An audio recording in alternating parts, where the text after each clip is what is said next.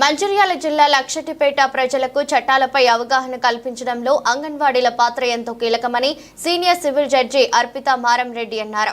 గురువారం పట్నంలోని press club Bhavan ఆవరణలో అంగన్వాడీలకు ఏర్పాటు చేసిన న్యాయ విజ్ఞాన సదస్సులో ముఖ్య అతిథిగా హాజరై మాట్లాడారు. ఈ సందర్భంగా న్యాయమూర్తి అర్పిత మారం మాట్లాడుతూ సమాజంలో అనేక రకాల సమస్యలు, వాటి ఇబ్బందులు నిర్మూలనకు చట్టాలపై అవగాహన ఎంతో అవసరమన్నారు. ప్రతి అంగన్వాడీ కార్యకర్తకు అన్ని కుటుంబాలతో ఉండే సత్సంబంధాల వలన ప్రజలకు చట్టాల గురించి నేరుగా అవగాహన కల్పించే అవకాశం లభిస్తుందన్నారు. ప్రతి ఆడబిడ్డ ఒక తల్లిగా, చెల్లిగా, కూతురుగా పోషిస్తున్న పాత్రలు, అదేవిధంగా మగవారి కుటుంబాల కోసం చేస్తున్న త్యాగాలను అవగాహన చేసుకుంటే గొడవలే జరగవని వివరించారు.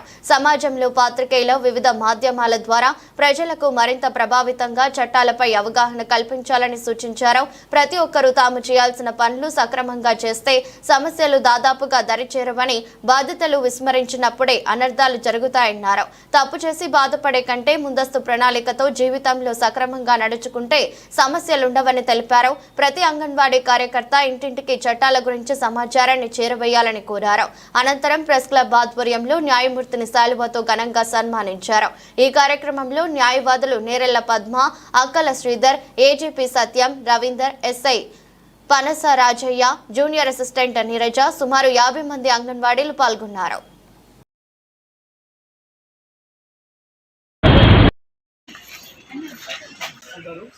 ప్రతి వాడని ప్రజలతో మమేకమై ఉంటారు.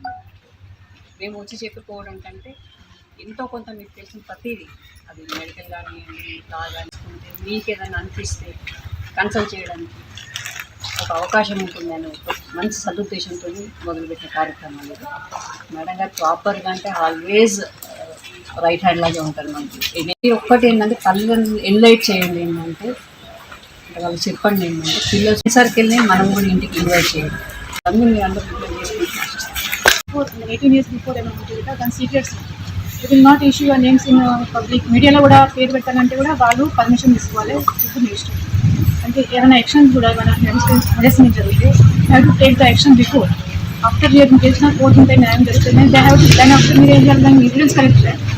పోలీసుని కంప్లైంట్ చేసిన అయిపోయిన పని అనేది కాదు. ఈ సాక్ష్యాలు కలెక్ట్ చేసుకొని ఎవిడెన్స్ కలెక్ట్ చేసి మెడికల్ రిపోర్ట్స్ ఉంటాయి, డాక్యుమెంట్స్ ఉంటాయి.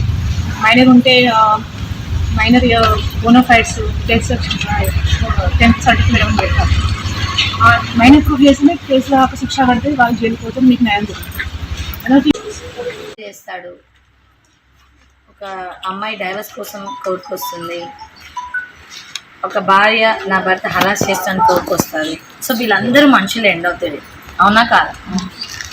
మన చట్టం ఏం చెప్తుందంటే ఏ పని చెయ్యాలో అది చెయ్యకపోయినా నేరం, ఏ పని చెయ్యకూడదు అది చేసినా నేరం. అది మనకుంది చట్టం.